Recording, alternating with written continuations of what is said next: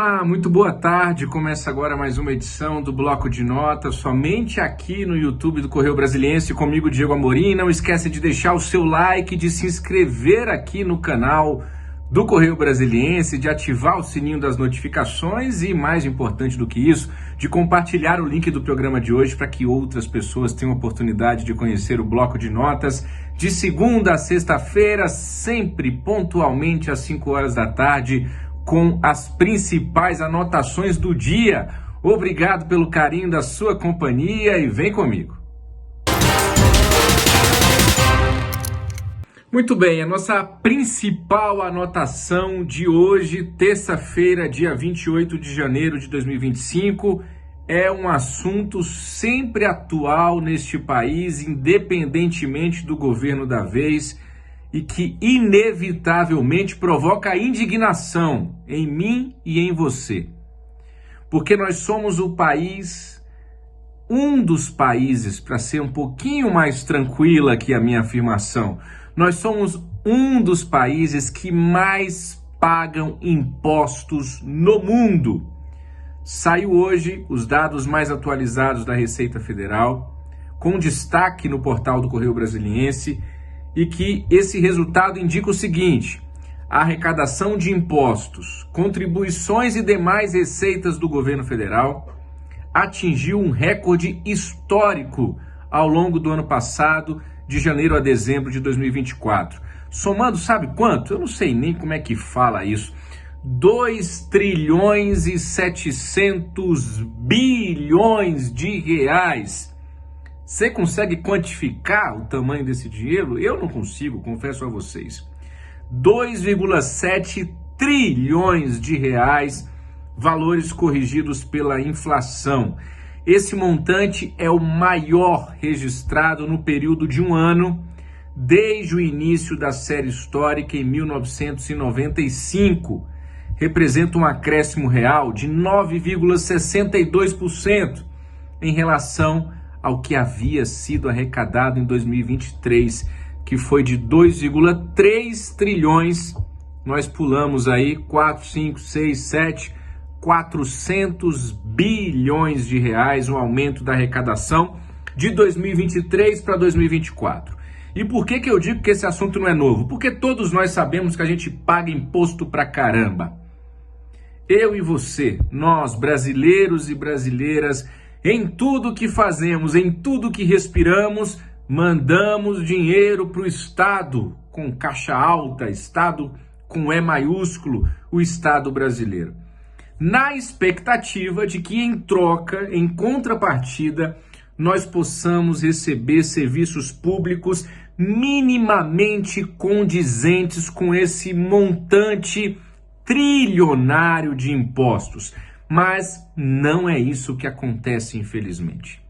É só olharmos para os nossos serviços públicos de transporte, de saúde, de educação, de prestação de serviços.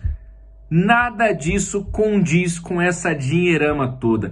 Tá certo que o Brasil é um país gigantesco, tá certo que tem aí os ajustes, tem um monte de indicadores econômicos para serem levados em conta para justificar esse aumento de impostos, mas nós pagamos imposto demais, é só olhar para os outros países.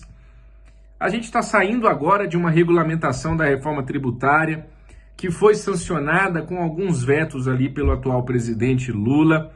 Nós sabemos que há um caminho gigantesco para melhorar todo esse arcabouço tributário que nós temos no Brasil, mas vez ou outra, você é testemunha disso? Anota aí no seu bloco de notas. Vez ou outra eles querem pegar mais dinheiro da gente. O nosso salário não aumenta nessa mesma intensidade do aumento da arrecadação. E mais do que isso, se nós pagássemos impostos elevadíssimos e morássemos num país de primeiro mundo, com tudo do bom e do melhor, com rodovias, com postos de saúde, com escolas, a gente poderia até vir a questionar, é claro, o valor de impostos. Todo mundo reclama, ninguém gosta naturalmente, em tese, de pagar imposto, mas a gente poderia dizer, eu pago bastante imposto, mas eu tenho isso em troca. Mas não é isso que acontece, é como a gente estivesse só dando,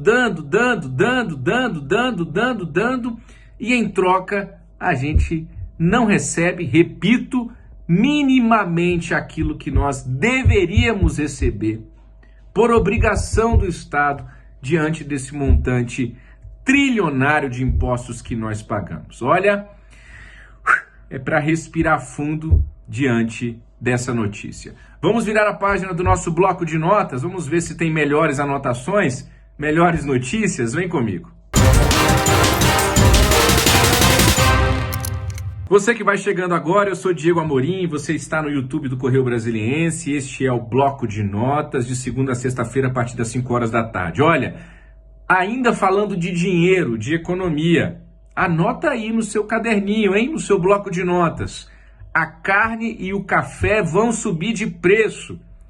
Destaque do jornal O Globo, nesta terça-feira, poderão subir até 20% ao longo deste ano o café e a carne. E além disso, notícia de última hora, nesta terça-feira, a Petrobras anunciou e já avisou ao presidente Lula que vai precisar reajustar o valor do diesel.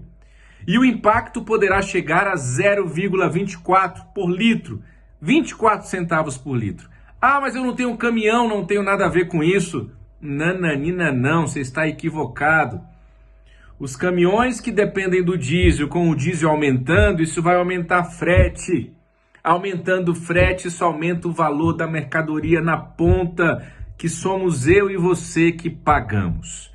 Esse reajuste do diesel, já comunicado ao presidente Lula pela estatal Petrobras, vem num momento bastante ruim, em que o governo já está pressionado pela inflação deste ano, no início de 2025. Tem assustado o governo, mas mais do que isso, tem assustado a mim e a você a cada vez que nós vamos às prateleiras nos supermercados e nos deparamos com os valores que estão nas alturas num ritmo acelerado. O governo ainda prepara uma série de medidas de ações que o governo promete adotar para tentar segurar o preço dos alimentos. Mas aí não é só o preço do alimento não, minha gente. Tem a inflação dos serviços também que está aumentando. Está ficando cada vez mais difícil e mais caro viver. E o governo Lula vai ter que dar um jeito nisso.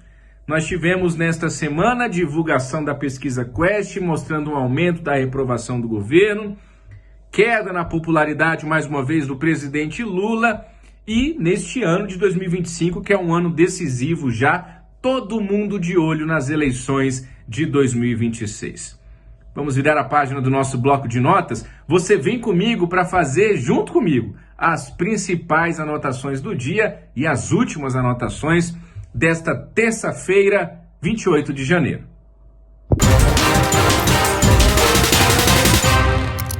Muito bem, este é o bloco de notas, anota aí no seu bloco de notas, hein? Eleição interna no Congresso, tá chegando, vai ser no sábado mesmo, dia 1º de fevereiro, na Câmara e no Senado. Temos aí amplos favoritos, Hugo Mota para suceder Arthur Lira na Câmara, Davi Alcolumbre para suceder Rodrigo Pacheco no Senado. Salvo um milagre, eu acredito em milagres, mas salvo um milagre, está definida a eleição na Câmara e também no Senado Federal. Ontem, inclusive, o futuro presidente da Câmara, até que prove o contrário, deputado federal Hugo Mota, do Republicanos da Paraíba, se reuniu em um jantar em São Paulo com petistas, ministros do governo Lula, inclusive, e bolsonaristas, incluindo o presidente nacional do PL, de Jair Bolsonaro, Valdemar da Costa Neto. Para você ver como essa questão de direita, de esquerda, de briga política, que muitas vezes te leva a parar de falar com alguém da sua família ou a romper com uma amizade, isso não tá com nada. No final das contas, eles estão todos sempre juntos fazendo essa roda do sistema girar. Além disso, anota aí no seu bloco de notas, ao longo de hoje, muita repercussão da entrevista que o diretor-geral da Polícia Federal, Andrei Rodrigues, concedeu ontem à noite ao programa Roda Viva da TV Cultura. Entre outras coisas, o diretor-geral da PF disse que não há justificativa para os brasileiros serem algemados, esses brasileiros deportados pelo governo de Donald Trump nos Estados Unidos. Ele também disse, o diretor da Polícia Federal aqui no Brasil, que não há elementos para indiciar todos aqueles que foram citados na delação de Mauro Cid, ex-ajudante de ordens do ex-presidente Bolsonaro. Inclusive, ele cita até a Michele, a primeira-dama, ex-primeira-dama, a primeira-dama à época de todos esses fatos que estão sendo delatados. Para falar um pouquinho mais do Trump, anota aí no seu bloco de notas. Ele voltou a fazer críticas ao Brasil, já tinha dito que os Estados Unidos não precisam do Brasil, o Brasil e a América Latina que precisam dos Estados Unidos, e agora ele disse que o Brasil, nosso país, é um tremendo criador de tarifas. Eu até recomendo para vocês uma leitura que eu fiz hoje, bastante interessante, do Rodrigo da Silva, no jornal O Estado de São Paulo. O título do artigo é o seguinte: a loucura de Trump tem método, e se Lula não a compreender, será feito de bobo. Ainda no noticiário internacional, dessa vez na Venezuela, Nicolás Maduro, o dono do regime autoritário da Venezuela, Nicolás Maduro, negou que esteja em crise com o Brasil e falou em importância do diálogo.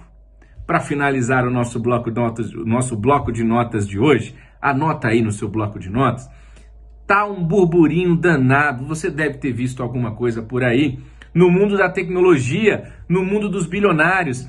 Isso porque a inteligência artificial chinesa está avançando assustadoramente e já é vista hoje, concretamente, como uma ameaça ao domínio dos Estados Unidos. Nas últimas horas, essas big techs, esses bilionários americanos do Vale do Silício perderam muito dinheiro diante das expectativas e dos movimentos que estão sendo feitos favoráveis à inteligência artificial chinesa. É um jogo que está só começando e pode vir a se tornar o jogo mais importante da história da humanidade daqui para frente. Com isso, a gente conclui o nosso bloco de notas desta terça-feira, 28 de janeiro de 2025. Muito obrigado pelo carinho da sua companhia. Essas foram as principais anotações de hoje. Eu sou Diego Amorim e amanhã, às 5 horas da tarde, estou de volta com você, somente aqui no YouTube do Correio Brasiliense com o bloco de notas. Coragem, obrigado pela sua companhia. Até amanhã. Tchau, tchau.